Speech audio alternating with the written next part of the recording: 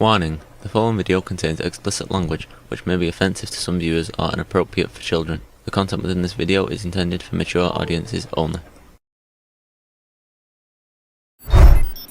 Are you ready?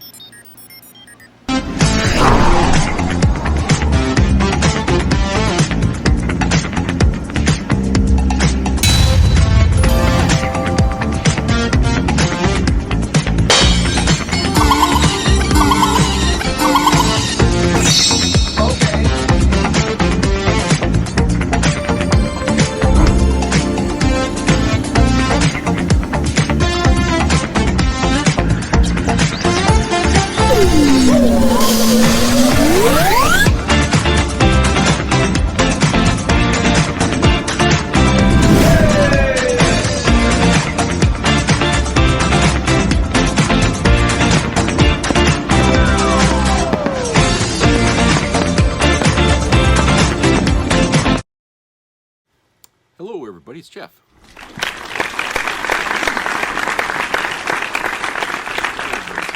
Hope you're having a safe and acceptable day. Okay. A couple of things happened today, I guess, news-wise anyway. The unions are kind of really pissed off right now at Trump, the ones who supported Trump.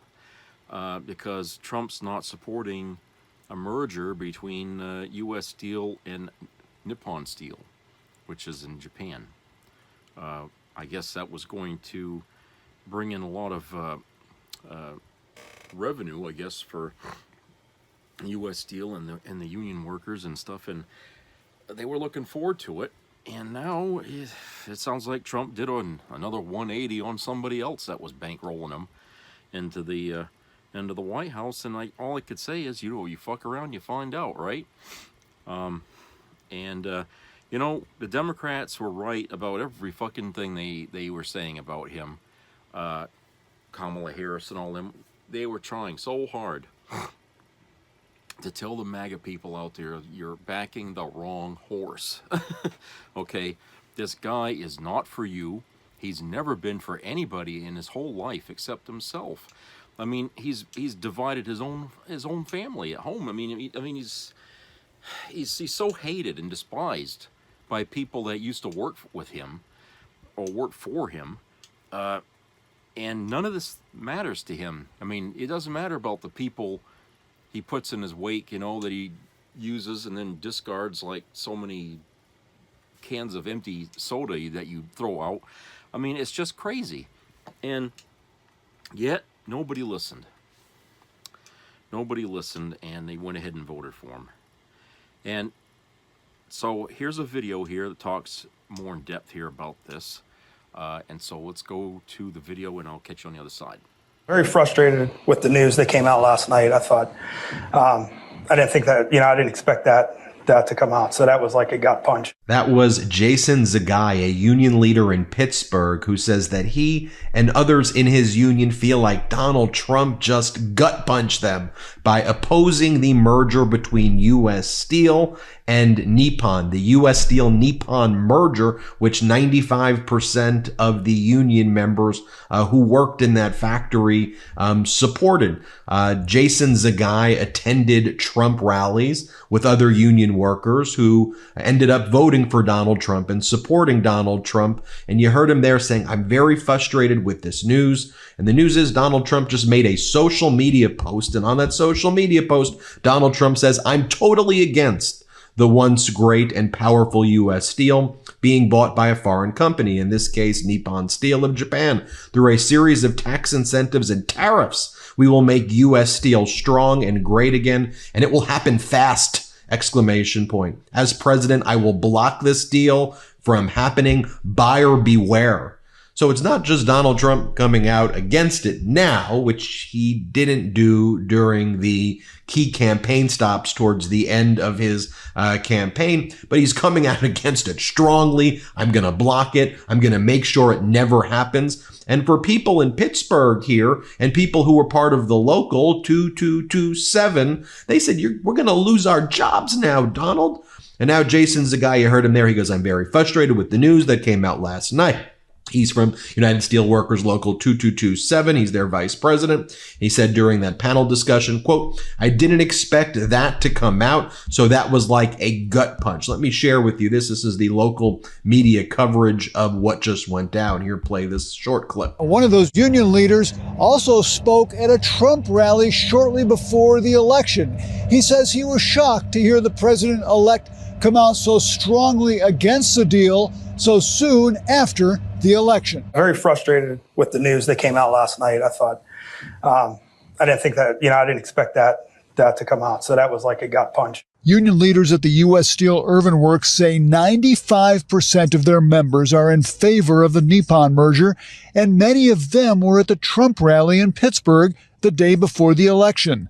The union leaders say they were initially skeptical of the deal, but they came around after meeting with Nippon officials during the summer. Nippon pledged to spend $1 billion to upgrade the 86-year-old hot strip. Now, the stock of US Steel is tanking after Donald Trump's post because, when Donald Trump's been making these social media posts, right? Whose stocks have been tanking? U.S. auto workers, U.S. auto companies who the auto workers supported. Their stocks tank after Donald Trump talks about 25% blanket tariffs in Canada and Mexico, when lots of these companies, whether it's Ford, GM, Stellantis, they've got factories in Mexico. And now the United States Steel Corporation, their stock is tanking. Let's just take a look at this. Play this clip. Results, and given what's going to happen in the new Trump administration, U.S. Steel shares are down 8.5% right now. That's off the worst levels of the day. And this is all after the president-elect took to his social media Truth platform, Truth Social, last night and reiterated the opposition that he has towards U.S. Steel being acquired by Japanese steel giant Nippon Steel. That has resulted in a down move in the stock. U.S. Steel, for its part, says it's still committed to that particular deal going through and that it thinks it's the best interest of all the stakeholders there. So keep it on U.S. Steel.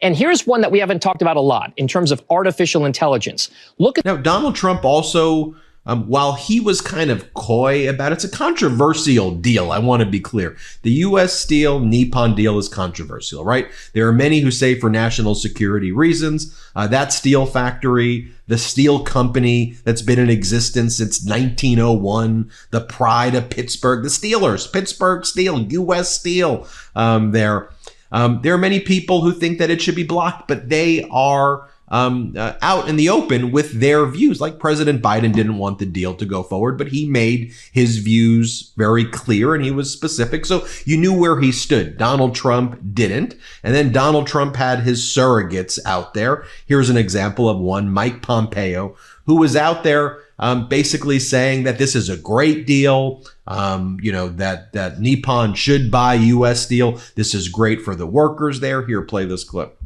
I'm going to give you 20 seconds, 25 seconds. I know you want to get this in. You believe Nippon Steel should buy U.S. Steel? I do. I think it's important for the workers at that plant, at that facility, U.S. Steel plant. They're going to invest $1.4 billion. President Trump always says we want it made here. We want investment here. That's exactly what it is. And it'll be great for the American steel industry that, Larry, you and I know has been incredibly challenged. I'm confident that that investment here in America, in Pittsburgh and all across our country will create more jobs, more wealth, more resources, more carbon neutral steel from high technology in a way that will benefit our country and the people who work in those facilities today. All right, there, you did it. Woof, that was good, too. Wow, you really nailed that. Well done. I mean, actually, I think what you're really saying is Nippon Steel is a better bet to keep U.S. Steel going than U.S. Steel to keep U.S. Steel going. That's the way I'm reading this. You don't have to comment on that. I don't want to get you in any more trouble than is ordinarily the case, but that's what I think is going to happen, and I got a great smile out of you. Trouble, Larry, but I'm happy to go back in, and I'm happy to go in and cause more trouble right alongside you. Mr. Secretary, terrific stuff. Thank you, sir. We appreciate it very, very much. And then, as I mentioned, you had a lot of those steel workers, a lot of the union workers who ended up voting for Donald Trump. And, I've been very critical of the union leaders who didn't endorse President Biden or later Vice President Kamala Harris. There were some union leaders who did, but others like the Teamsters leader, Sean O'Brien, he was parading himself around in Mar-a-Lago, and he was speaking at the Republican National Convention. And you had all these union leaders, too, who were basically supportive of Donald Trump when Trump's entire life has been destroying unions. Trump's first term was the most union president in history, and President Biden was the most pro-union president in history by their actual actions and their conduct. So why you would buy the rhetoric of a con man in Donald Trump over the actions of a gentleman in President Biden who is actually doing the things that you wanted him to do is beyond me. Here's a new photo a few weeks ago that Sean O'Brien posted. Thank you, real Donald Trump. Thank you. Let me be very clear with you, Sean O'Brien. Let me be very clear with you, other union leaders. Who is basically Donald Trump's co-president right now? Elon Musk, right? So 2 weeks ago, while you, sir, Sean O'Brien, were out there parading yourself once again, you do this over and over again. You stretch yourself out there, standing right next to Donald Trump, giving the old thumbs up sign over and over again.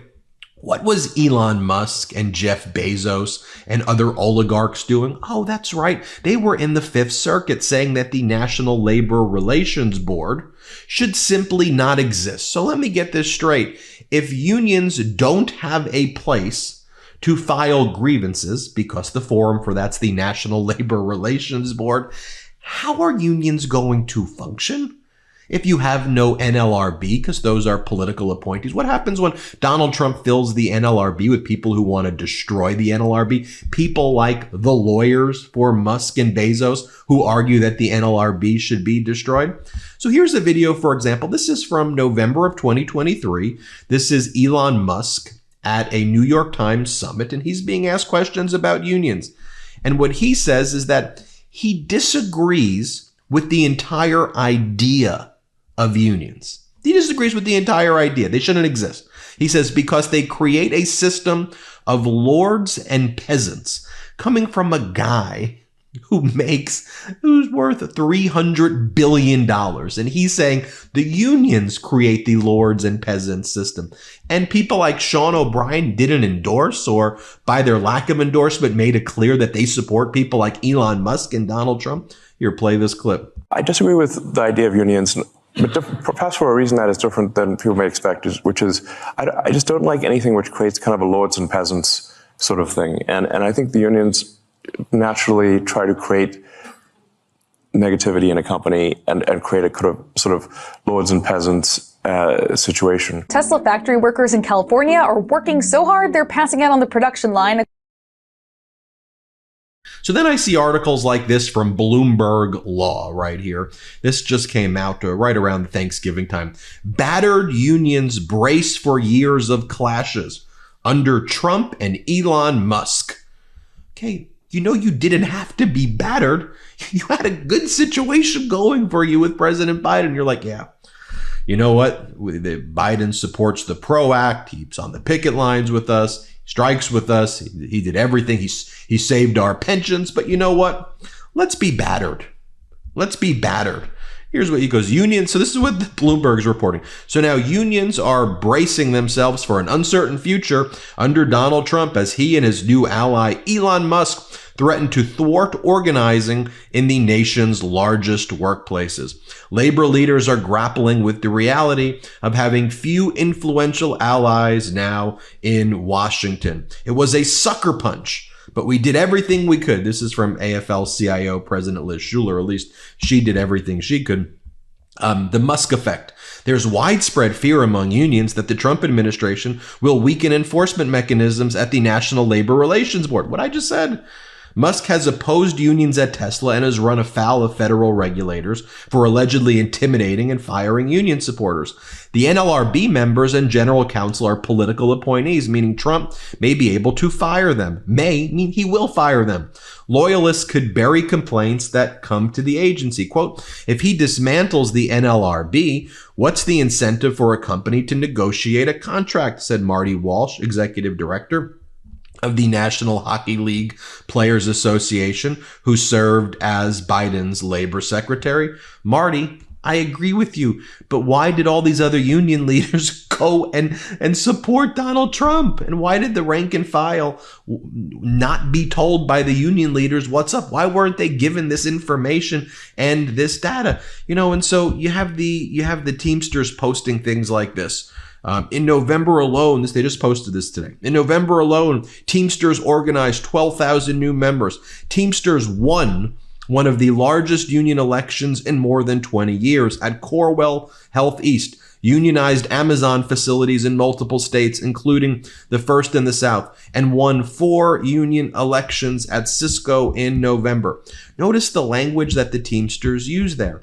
Won. We won. That implies that there is winning and losing when it comes to union elections, and then the process by which unions are formed, by which their existence is challenged, by which individual grievances by union members gets addressed, aggrieved, won or lost, happens before the National Labor Relations Board, which is going to be gutted right now. So all of these things that you're talking about here are kind of for naught because, well, they're going to gut the whole thing. Duh. And why would you vote for that? But it's okay because, flashy crypto guys, because that's how the media refers to them. Flashy crypto guys like Justin Sun, a Chinese national accused of fraud by the Securities and Exchange Commission. He sent Donald Trump $18 million last week to support Trump's crypto while under SEC investigation. He denies the allegations against him shortly after eating a chocolate banana that was taped to a wall. Because, that's what that's what rank and file union members can relate to. So I don't like doing reports on F around and find out stuff because I don't take glee in people's suffering. I don't. But when you go, whoa, gut punched, how did that happen? We're battered now. I mean, did you just want to whine? Did you want to spend the next 4 years just playing the victim? Is that it? Hit subscribe. Let's get to 4. The fact that Elon Musk is sitting here talking about why unions are bad because they create lords and peasants. No. Before unions, we had lords and peasants. Okay? Think about the logic here. Because the lords would just pay a little bit here and there to the people that did things for them. Lords and peasants, right? Until unions came around, they tried to level the playing field a little bit more. We're not trying to say, the unions weren't trying to say we want everything you got. No, we just expect that if you expect these people to do work for you, they need money that they can live on. Okay? I mean, when they're done working, where do they go home to? I mean, how do they feed themselves if you're only going to give them scraps? All right? You can't treat your people like that. And at one time, there used to be, the reality was that people would work till they died. There was no retirement, for workers. They didn't have any Social Security at one time in this country, so people could retire at 65. All right, but when the idea came out to do that, a lot of people didn't like that, okay? Because they didn't understand, how this system would work. Because, hey, if you give a shit about people or life, which, doesn't include MAGA because they don't fucking care about anything but themselves, but if you give a shit at all about people getting old and, as when they get older, they can't do as much, right? I mean, we've been bitching all year long about Biden's too old to be president. And, you know, and now Trump's too old to be president. And so, you know, you keep putting them back to work to do stuff. And, you know, what happens is they get hurt easier, they screw up more. And we're always, the businesses are always trying to streamline their businesses for efficiency. It's not efficient to keep hiring people who are elder and really old and they can't keep up with the younger people, okay? They become a disability for the company. So they had to do something. So, you know, the government had to step in and say, well, at a certain age, they can, they don't have to work anymore. They'll live off the retirement, the taxes that they pay every time they get a paycheck. That little bit's taken out of that paycheck to go to their retirement later on when they need it. Okay, and so that's the way it started. People didn't understand it back then until people started doing it, and then it caught on. Everybody said, "Oh, okay, I see how this works." All right. Every new idea always goes through that phase where everybody's like, no, no, no. I mean, that was Obamacare right from the get-go. People didn't want it, okay, for whatever reason. And then when people started using it, okay, and they got benefits out of it, and it was making life a little easier, okay, then people started to shut up about it a little more, except for people who were trying to take away a victory for the Democrats who just would never stop shutting up about it, all right? But it worked. And now, you got a party out there who, well, not a party. I mean, they're not a political party. They're a cult. But now you have a cult leader out there who says, no, we want to start cutting people's Social Security, which means he wants to take money, steal money, actually, out of people's Social Security retirement funds and give it to the rich, in tax breaks. The money you've been, all you people out there that have been working for however long and you've been paying into the Social Security, Trump wants to take that now. He wants to take that money out. I don't know how you guys feel about it, but I sure as hell don't like that idea. Okay? Any more than I like the idea of him going into veterans' benefits, their hospital benefits, and medical benefits, and their their pensions they get and stuff after serving in the military. If you thank veterans for their service, then you would be against the government doing something like that, right? So, why is it okay to thank a veteran and then say, give me all your fucking money? Why is it okay to thank a veteran and say, you can't go get free health care anymore? Well, you people really don't thank your veteran at all. You're just mouthing words because it makes you feel good for a moment. Okay? I'd prefer you guys didn't do that unless you mean it, because that's just about as warm a compliment as spitting in their face. All right? I mean, what if it was one of your children or somebody that came back all messed up in a war, and all of a sudden now they don't get no help for their problems or their money, and they can't pay for their medication anymore because some asshole that you don't even know except by his fucking name decided, no, I want that money. I'm cutting out of that. So that way the rich don't have to pay as much. Greed, selfishness, at its finest. And some of you folks out there might think that's a good thing. Okay, fine. You want to be mean-spirited and miserable and devilish, go right ahead, okay? No one's going to stop you. But the thing of it is that you're still the minority thought in that, and it's going to be even a smaller minority as time goes on. So you people that are going to be out there like, animals, laughing at people suffering, some of you people that say you're going to do that, you're going to be the ones that are suffering. Remember that. And, I'll tell you, it's, like I said, fuck around and find out. That's what's going to be a big phrase here in the coming years that Republicans and MAGA are going to hear over and over and over again.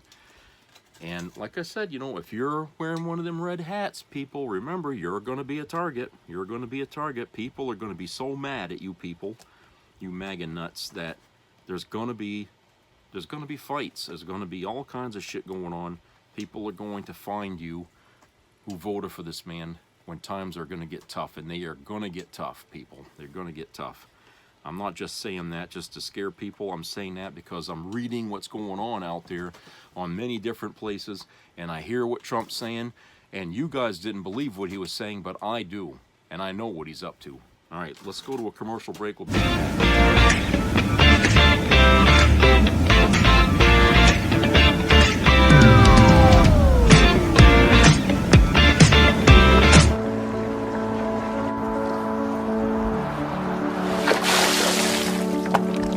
This is me.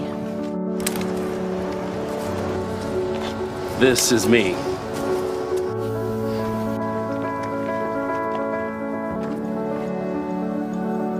This is me!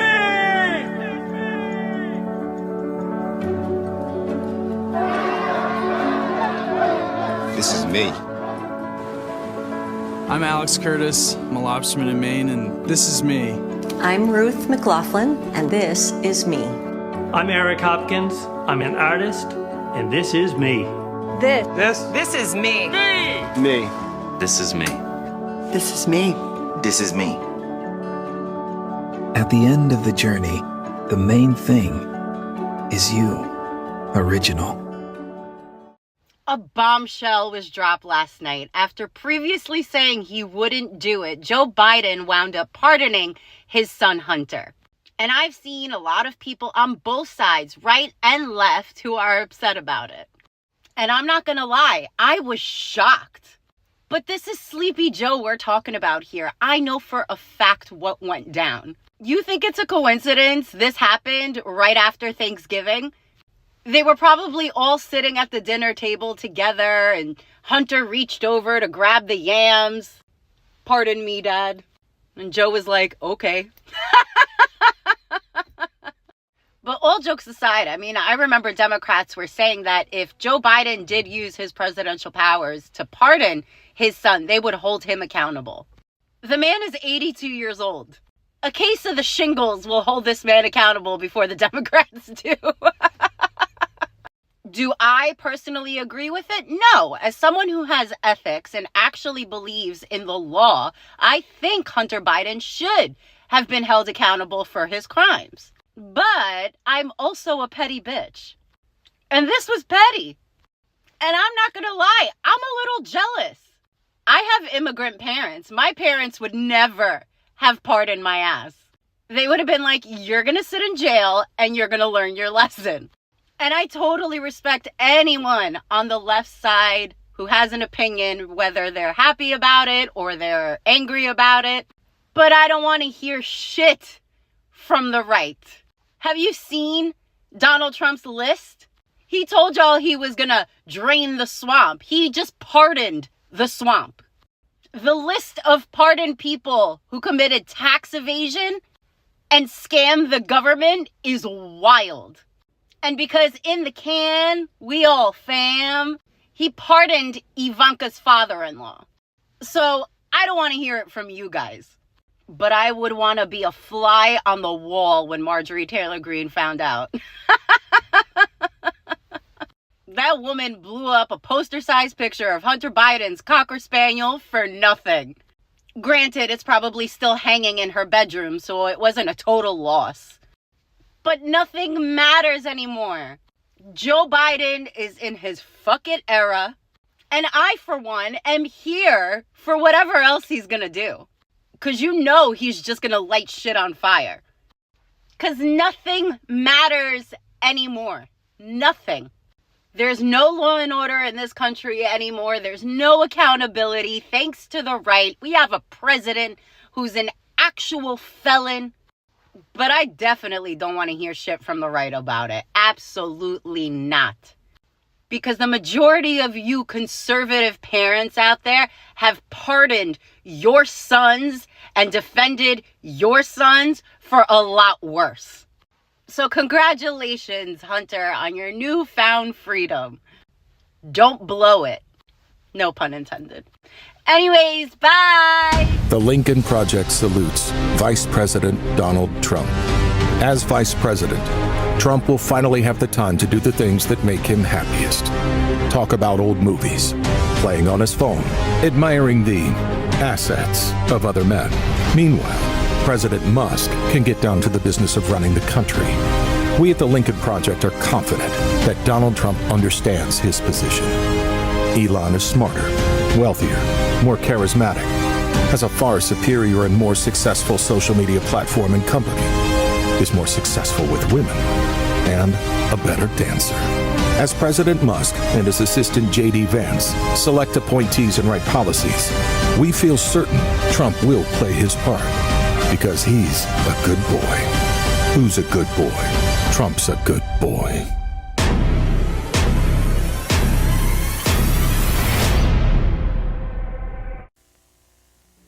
Be a part of the entertainment value of a lifetime.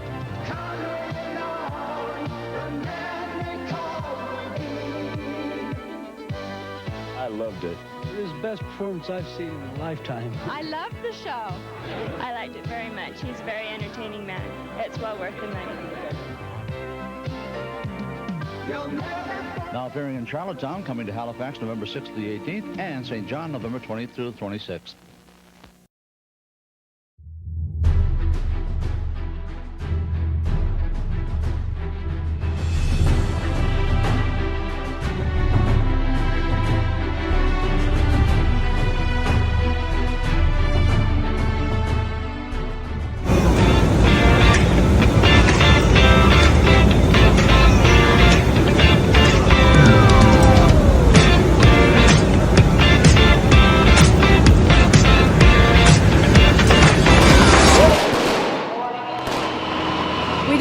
To be part of Russia.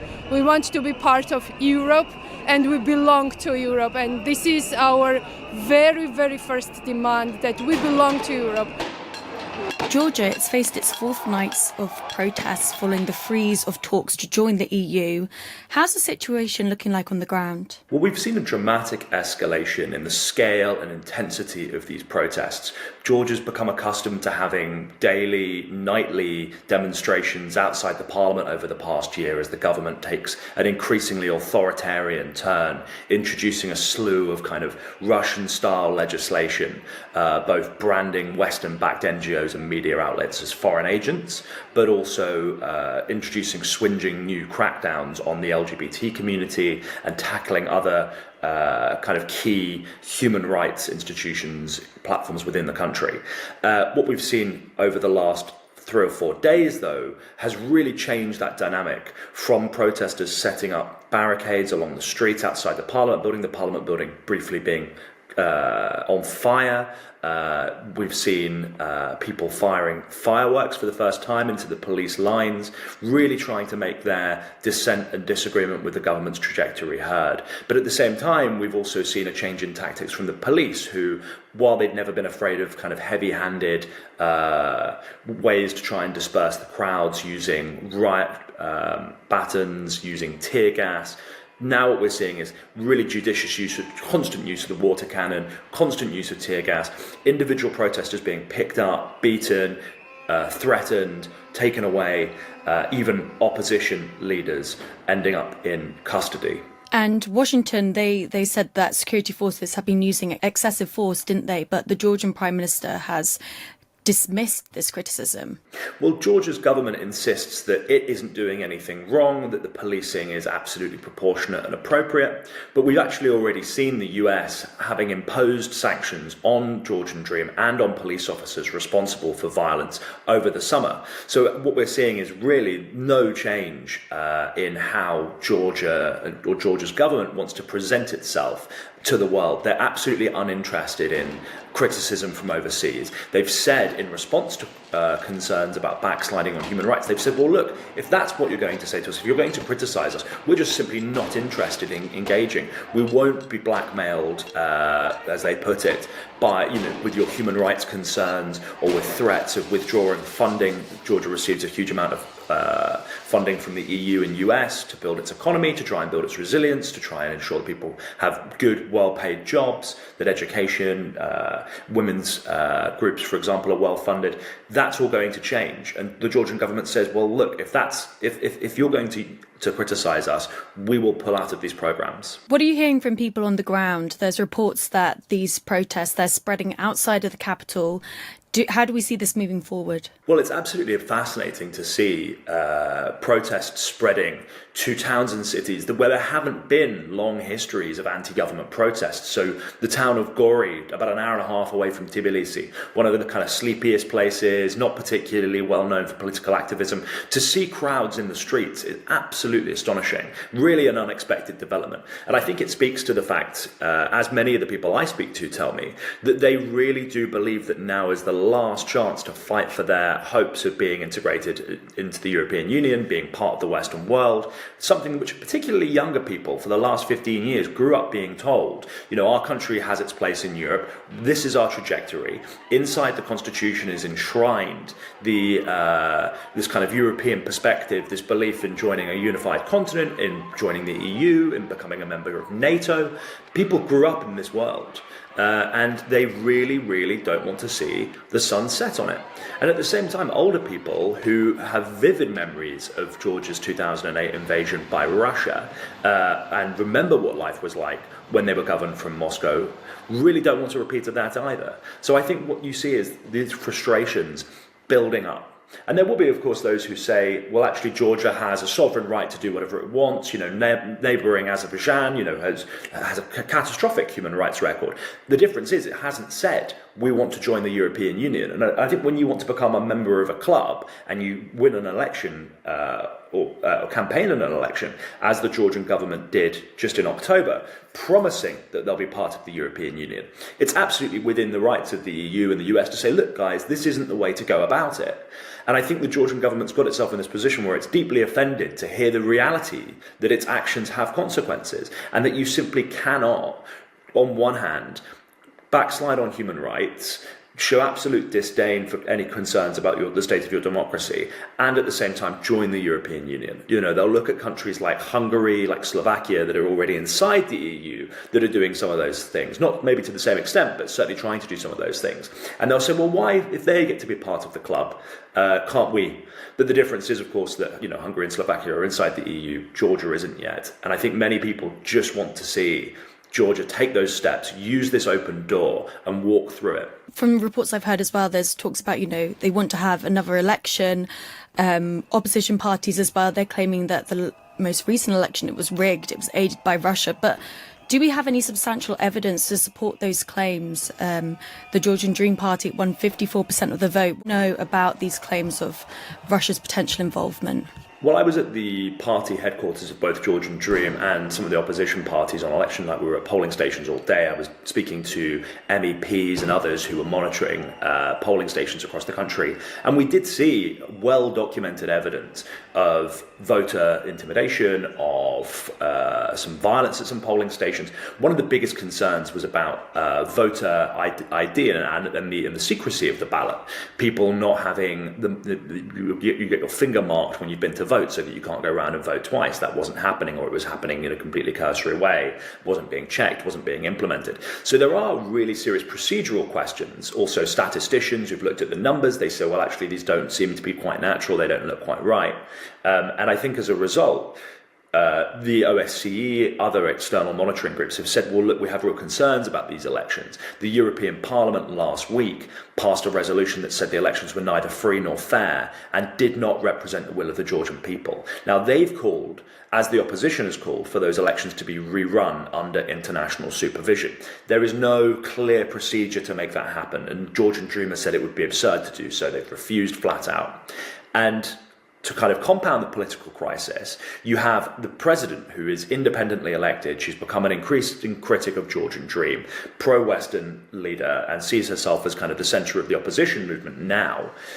She's saying that despite the fact that her mandate's due to expire and her position's going to be abolished by the Georgian Dream government, she wants to stay on. She wants to keep stay on in her role until what she sees as a legitimately elected government comes in.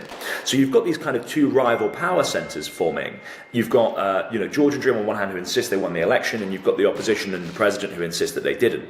And I think what many Georgians, particularly those I've spoken to, say is the only thing that can really break the deadlock is support from the outside, and they really want to see clear messages being sent by the West.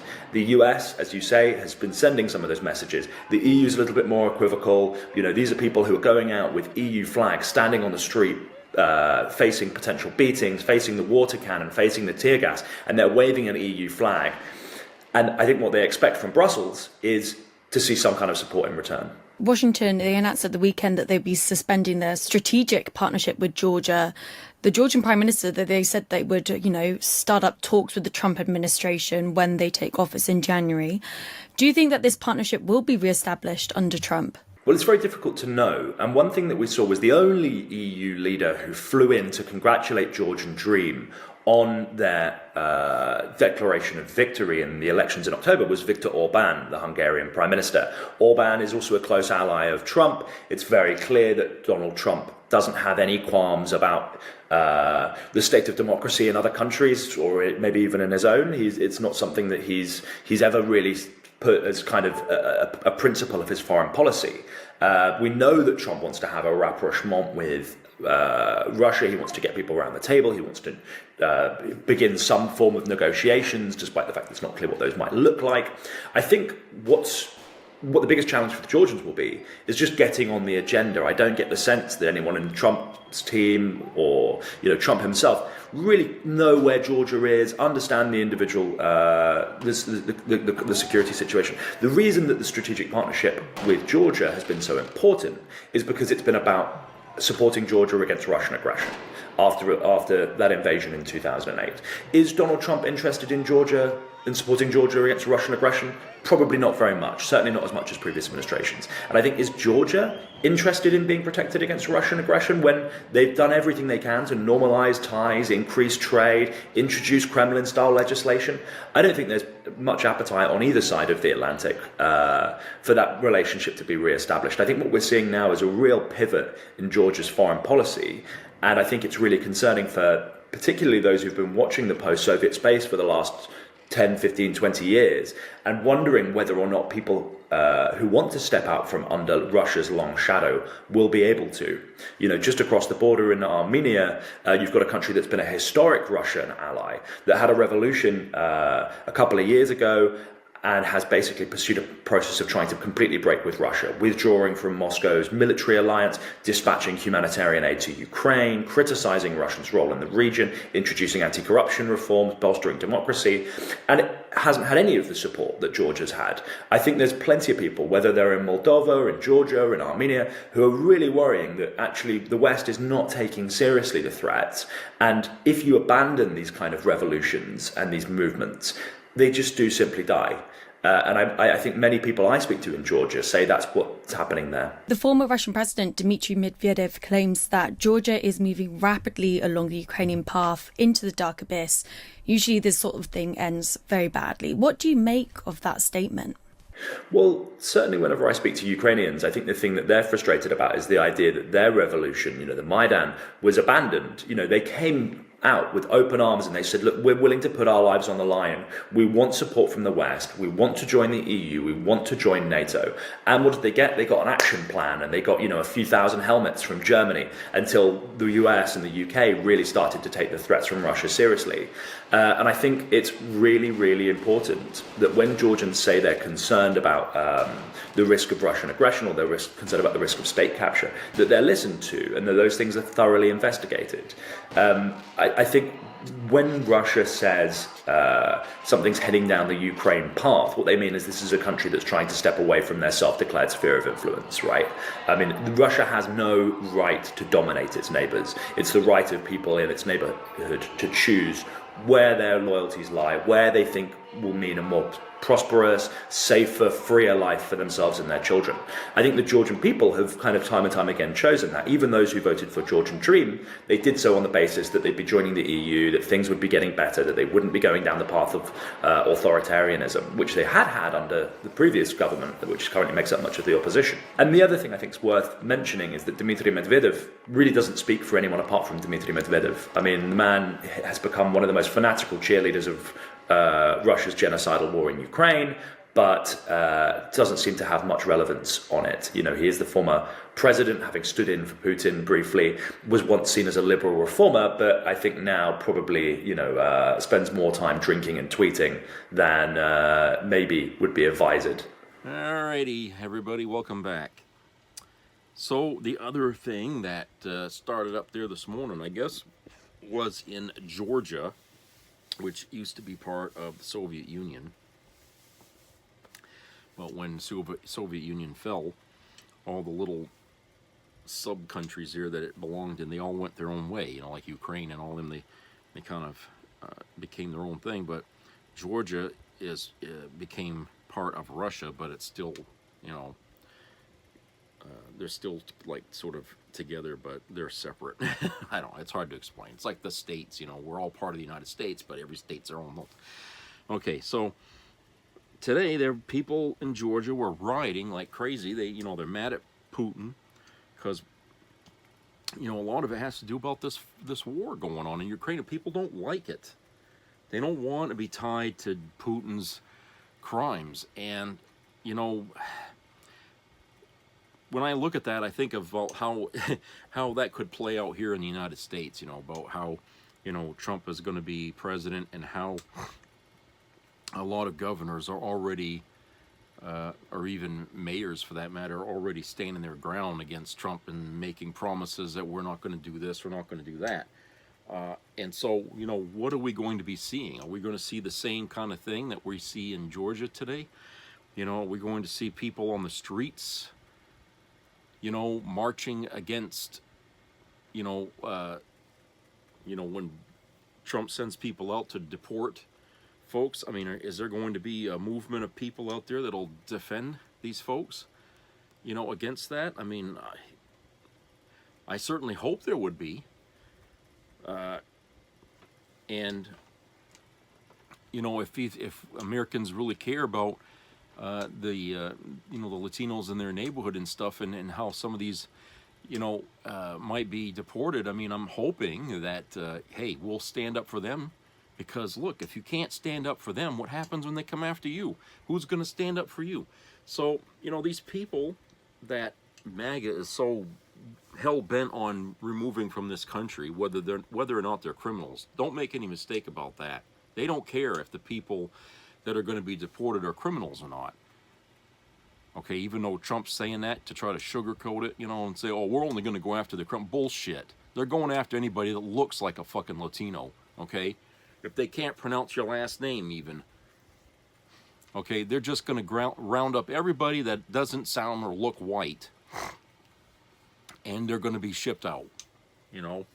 And this is the sad part of it, because, you know, when you got people that are bigoted, they're not going to be very smart about doing what they say they want to do, okay? Hell, they'll round up people that don't even like Trump. You know, they'll say, oh, he's Latino. You know, you see what I'm saying? Because who's going to challenge it, right? I mean, if they make up their mind, it's like, okay, it's like when you get people that get pulled over, right, for drinking and driving. Okay, just say you're driving on the road, you're drunk, and you're all over the fucking road, and then all of a sudden the police are behind you. Pull over. You pull over. You give them their license, and you give them your registration, all that shit, okay? Then he says, okay, you've been driving crazy, you're over the speed limit, you're on the middle of the road. I want you to step out of your car, and we're going to do a sobriety test. Right there, he suspects you're drunk. You know, he can already arrest you at that point, just for the suspicion. He doesn't have to do that fucking sobriety test. He doesn't have to. He could skip that, go right to the, okay, come out of the car, you're going to go in, okay, we're going to do a breathalyzer. That sobriety test only means they suspect you're drunk. Whether you pass that with flying colors or not, it doesn't matter. He suspects that you're under the influence of something because you're driving like a fool. So he's still going to arrest you and take you in. That's what I'm saying. These people that are going to go out there and look for folks to deport, they're not going to care if you're really Latino or not. If you look it, you sound it, or you know what I'm saying, they're just going to mark you and say, out. That's how messy this thing is going to get. Do you think Trump gives a shit if anyone tries to say, I'm not that, you know, and tries to, however you do it, you know, to oppose it or say that, you know, you made a mistake? No, it doesn't matter because he doesn't care about anybody. All he cares about are heads being rolled. That's it. And it doesn't fucking matter whose heads they are. As long as heads are rolling, that's all he cares. He wants to cleanse the country so that everybody, you know, looks the same. And why stop there? I mean, why stop there? I mean, who's going to be next, right? I mean, we know they don't like black people. You know, these MAGA people, they're bigots, right? So, hey, who's the biggest minority group in this country that's hated the most, really? It's black people. So once they successfully do that to Latinos, who's going to be next? You know, they're going to insist that they continue that. And it's like, hey, we did this with the Latinos. Hey, why don't we do another one? Let's do another cleansing. Let's get rid of all the black people in this country. It's not going to stop with just Latinos. And then, after they do that, who do you think they're going to go after next? Well, a lot of people don't like Asians in this country. I don't know how Trump feels about them, but they could be the next ones deported out of this country, whether they're American or criminal or not. Okay? You know, when you give a person that kind of power to just get rid of people out of this country, it never stops. They will continue to get rid of anybody. After they get rid of all the ethnic people that they don't like, then who's going to be next to get rid of? People that don't agree with him. Anyone who's anti-Trump, out the fucking door you go. Whether you served your country or not, doesn't matter anymore. Okay?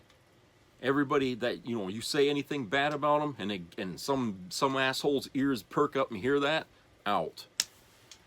You know what I'm saying? So you could spend the next 4 years just chipping away at this country's population until all that's left are MAGA nuts. And then you might as well kiss the country and whatever it stood for a short time ago goodbye, because it's never going to come back again after that, because all the bad people are going to be the ones running it.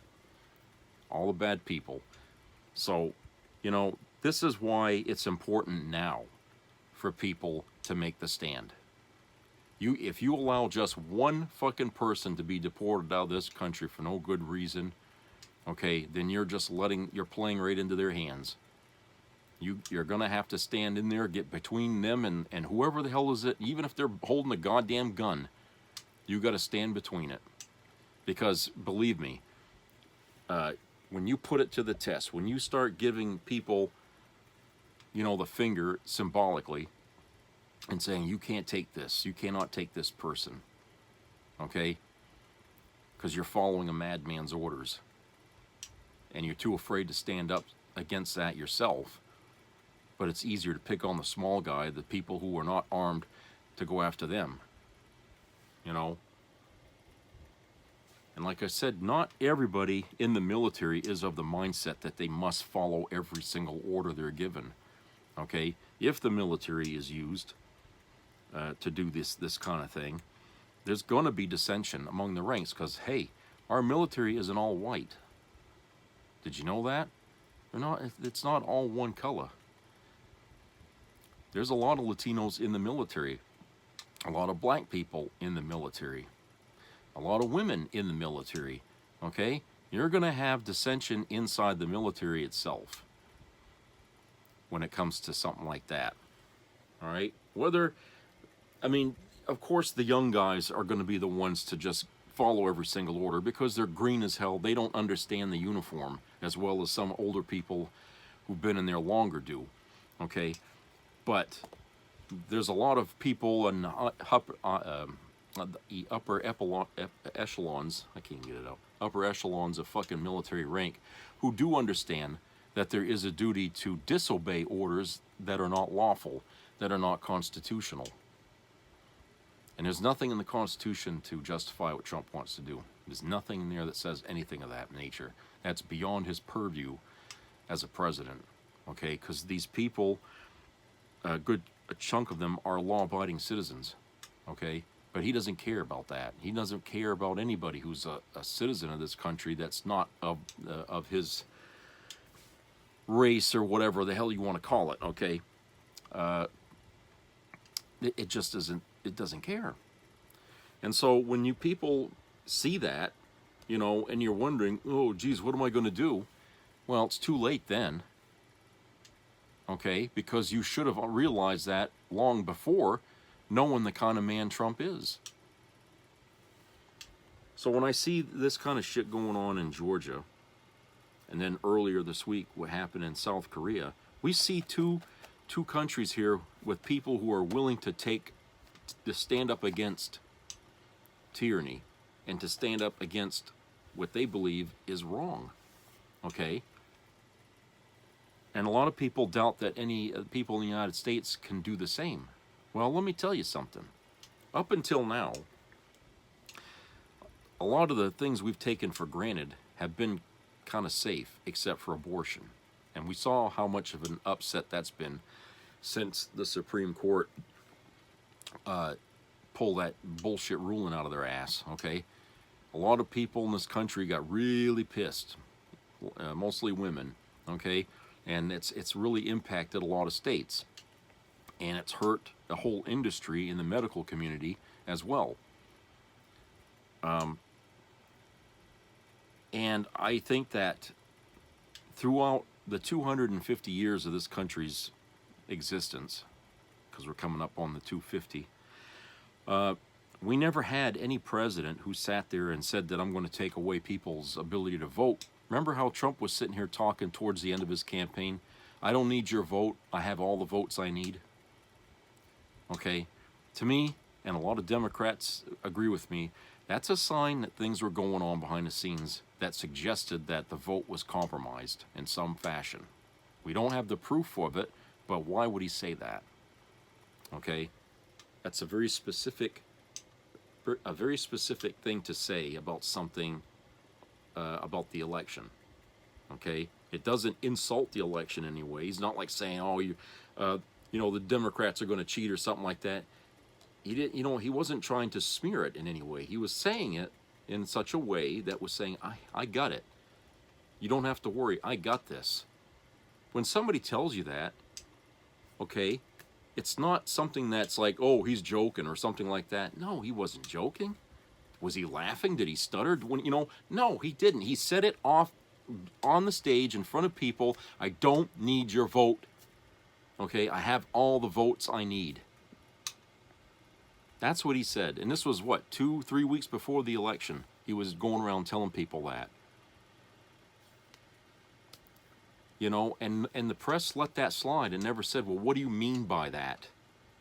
Mr. Trump, Mr. ex-President Trump, what did you mean when you say that? Did anybody ask him? Okay, did the press follow up on that? No.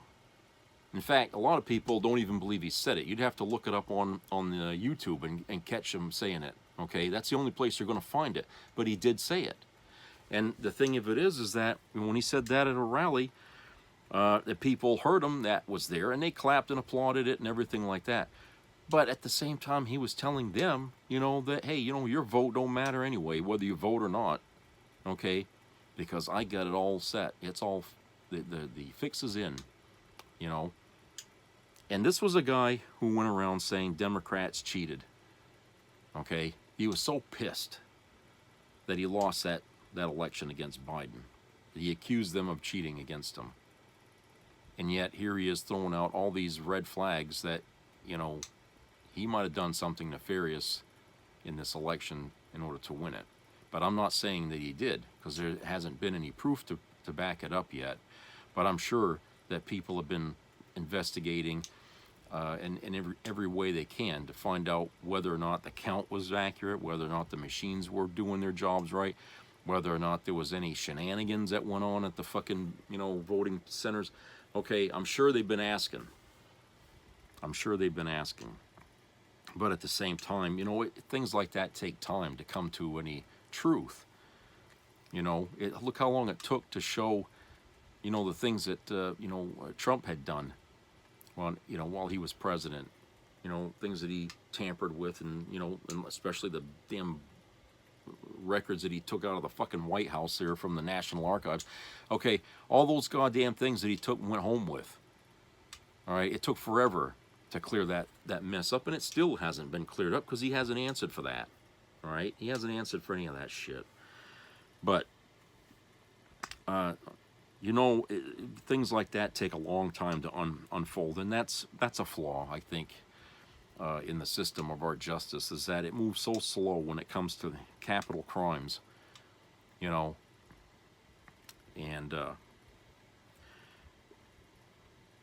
that's why it falls on us as people, American citizens, to be the motivator to get things going, because when you sit here and do like what Trump did all year long, which was, delay till after the election, okay, because he knew once he won the White House, he can bury all these investigations, or at least the federal ones anyway. I don't know about the state ones, but the federal ones he can. But, he was eager to get back in there just for that. Okay, so there you have he's exposed a crack in the system, if you will. A crack that some low-life, guilty person would find useful in order to dodge justice, which he took. He won the presidency, and now he's going to go through that crack in the system, and to avoid that, and that brings glee to the MAGA nuts out there, because they're all criminals, all of them. And so he's going to do that, and they're perfectly happy with it, which only adds more proof to what we say about MAGA, and that they are deplorable human beings, and they don't belong in this country, and every single one of them should be exported out of this country. So if there's anybody that needs to be exported out of America, it's all of MAGA. Anyone that supported Trump, out. Get out of this country. You're anti-American. You are a traitor. We lock up traitors in this country. People who hand over classified information, who tell secrets, national secrets, that puts our protection in jeopardy. Okay, we send these people to Guantanamo when they do bad shit like that. That's where you people need to go. If I was president, that's what you would be prosecuted. You would be sent to Guantanamo to be interrogated to find out the extent of your crime, and then you would stand a military tribunal. Okay, you'd be denied, a regular court system, because your citizenship would be revoked. You would be treated as a terrorist. That's how I would deal with you. Okay, you people in MAGA, because you really are deplorable human beings. Okay, you really are, and it's not a wonder family members have separated themselves from you. Okay, because why wouldn't they? It would make them look bad if they didn't. I wouldn't chum around with Adolf Hitler if I told people I don't agree with what he does, but I'm going to hang around with him. He's going to be my best friend. Why do you think so many Democrats are mad at Joe Scarborough right now? Because he went down to fucking Mar-a-Lago, him and whatever her name is, okay, on this show, and had a conversation, which he didn't say specifically what they talked about. He kept that under his own hat, right? So we don't know what he said there, but he went down there to try to, like a pilgrimage, I guess, basically to kiss his ring, and his viewers were fucking mad about it.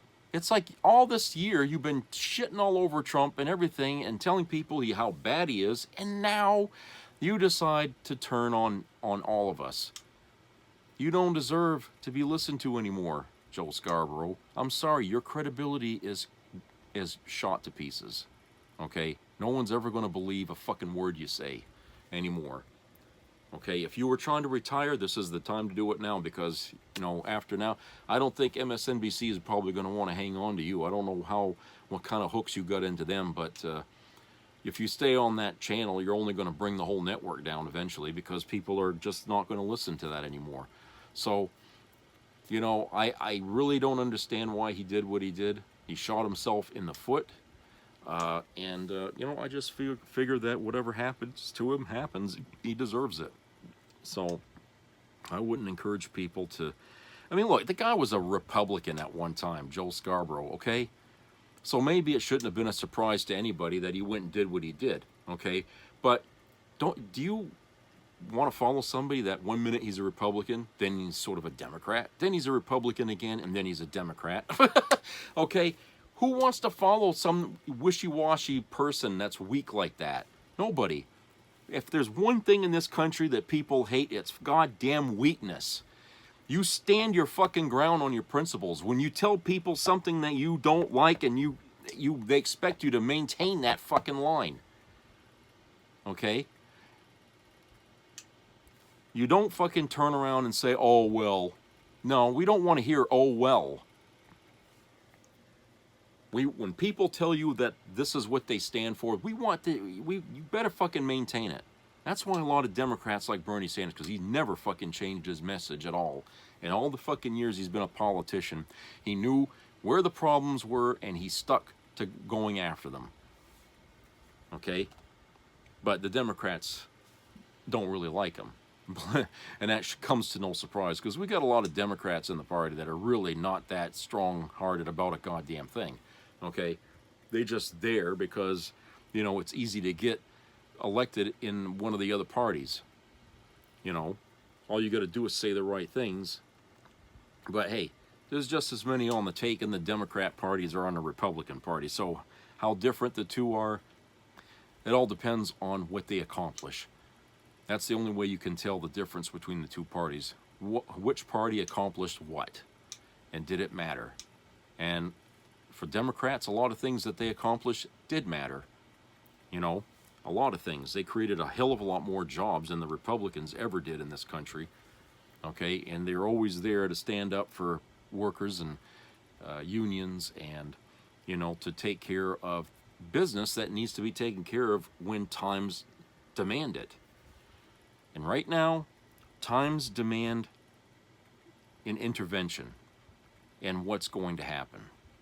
And I'm talking about the transfer of power. Okay? The times are going to demand Democrats do something about that. And people are looking to them to find a way. And if they don't, if they just don't find a way to just derail what Trump's trying to do here, okay, in some fashion or other, this is going to hurt them as well as the Republican and MAGA, or whatever the hell you want to call it these days. It's going to hurt both sides of the political aisle. Because, for one thing, Republicans have been good at trying to convince people the government doesn't work. In fact, they've deliberately sabotaged it in many ways just to say, see, it doesn't work. Okay? But when they keep doing that, and it makes people feel less and less confident with their government, something like this is actually going to be the final straw, where anything could happen. Take your pick. What do you think is going to happen?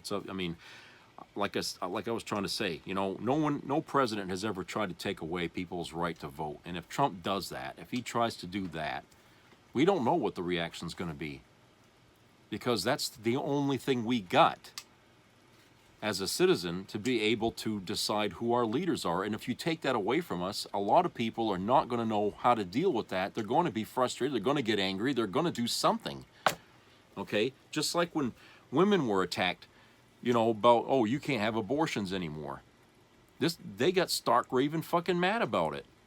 And then, hey, Trump wins the presidency, and now women are separating from their husbands, and they're cutting ties to their families. You know, all the people that were you know, how much more of this shit do you think America's going to take when he gets in there? Okay, If a civil war doesn't happen in this country while he's president, I'm going to be very, very surprised. Okay? I'm going to say, yeah, Americans are so fucking spoiled rotten that there's nothing you can do to save the country. These people, we're just not it. We're not the Americans we should be if we don't fight back. I would be very surprised if some sort of uprising doesn't happen in this country like what's happening in Georgia right now, like what was happening in South Korea the other day. Okay? If these people have the balls to protect their goddamn governments, okay, then why don't we? We're supposed to be the fucking example that all democracies should follow, and we failed in that. Instead, all these other places are showing us how we're supposed to be, okay, and instead we got assholes in MAGA out there saying, oh, they're the enemy, okay, we shouldn't listen. You know, enough is enough, really. You people out there beating the same fucking drum in every generation, what has it gotten you? Okay, you think you won, but you haven't found out yet what's really going to happen here. You haven't. And in just a couple of years, you're going to see it. You know, you're going to look back on this fucking moment right now. Okay, and you're going to say, how did I ever think that? How did I ever think he was the guy? Because right now, there's already people. The union's already bitching. Okay? People that are going to be deported, that voted for Trump, they're already bitching. It wasn't a day after he won the election, he was coming out and talking this shit, and people were getting mad. I bet his approval rating, if anyone cared to even evaluate it at this point, is way less than it was when he won presidency here 2 weeks ago. Okay? I would imagine that it's been taken quite a hit. And it's going to continue to sink, especially after he takes the oath. When he takes the oath, watch what happens in Wall Street. Okay, it's already being affected right now. Markets are plunging here already, and he hasn't even taken the oath, and already his big fucking mouth is already destroying the country. All right, you know.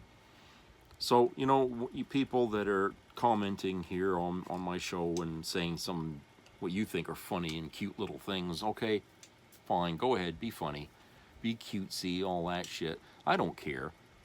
Okay, because I'm just going to sit back and wait for when the shit hits the fan, and how many of you people out there, I don't even know who you are, a lot of you, but how many of you people are going to end up suffering? You're not going to have time to comment on my show. You're going to be sitting at home worrying and biting your fingernails, hoping things don't happen. All right, that's it for today. So I'll see you all at another time, and hopefully it'll be in a better mood. So subscribe, comment, and share, and keep your ears open for health-related matters. And treat each other kindly out there in this holiday season. Try to enjoy what could be the last good holiday season we're going to have for the foreseeable future anyway. So take care, everybody. I'll talk to you later.